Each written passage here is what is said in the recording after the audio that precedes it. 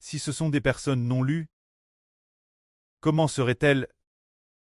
Les personnes non lues, elles auront le cœur endurci. Comme l'Écriture le dira. La justice que les Israélites cherchent ardemment. Ils ne l'ont pas obtenue. Seuls les lus l'ont obtenue, les autres ont été endurcis. Se dire que si Dieu ne choisit pas une personne, elle sera endurcie, ne croira plus au Seigneur Jésus, et délaissera le Seigneur Jésus. Parce qu'il est dit ici, que seuls ceux choisis par Dieu l'obtiennent. Les autres seront endurcis de cœur.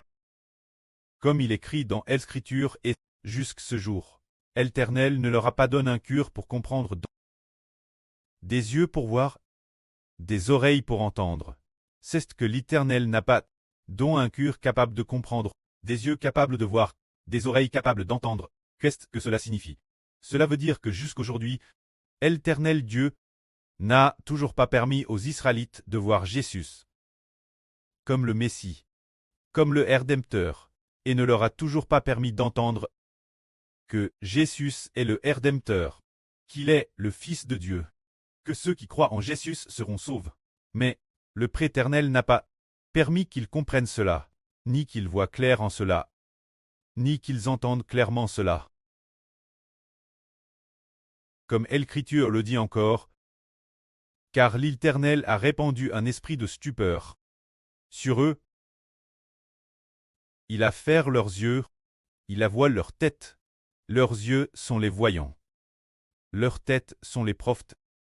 Dieu a endurci les Israélites.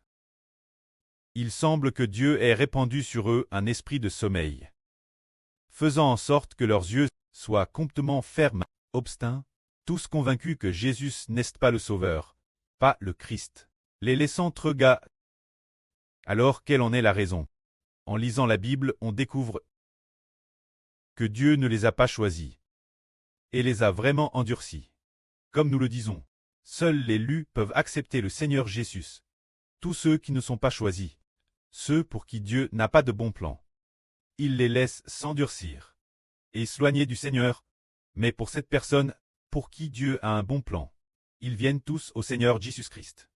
C'est pourquoi le Seigneur Jésus a dit, « Si mon prêt n'attire personne, nul ne peut venir moi. » Cela signifie que si le prêt n'attire pas cette personne ne peut pas aller vers le prêt.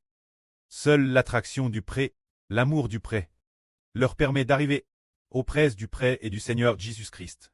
Alors les Israélites d'aujourd'hui, qui restent endurcis, jusque quand cela durera-t-il? Il est prophétisé dans la Bible, jusque ce que les nations peinent et les sauves de chaque pays soient au complet. Les nations peinent. Après que le nombre des sauves des nations soit complet, le reste des Israélites voudront alors se tourner vers le Seigneur, pour très enfin sauve, et ne pas prier. On voit ainsi que l'endurcissement d'une personne, ou l'obtention de la miséricorde, viennent entièrement de Dieu. Dieu peut endurcir une personne, ce qui signifie que cette personne sera détruite à l'avenir. Cela peut aussi faire qu'une personne puisse changer de cure et se tourner vers Dieu, tout comme dans la Bible. Concernant ce que Dieu a dit Pharaon. Chaque fois que Pharaon voulait laisser partir les Israélites, Dieu endurcissait son cœur, faisait que son cœur s'endurcisse, ne voulant pas laisser Israël. Alors de la même manière, c'est la même chose aujourd'hui. Si une personne veut croire au Seigneur, mais que cette personne n'est pas lue de Dieu, alors au moment où elle est sur le point de croire, finalement elle ne croira toujours pas, et finira par partir là-dedans. Mais s'il s'agit d'une personne lue par Dieu, il se peut que cette personne soit déjà partie, qu'elle n'ait peut-être plus l'occasion de connaître le Seigneur, mais Dieu pourtant lui donne l'occasion de connaître le Seigneur.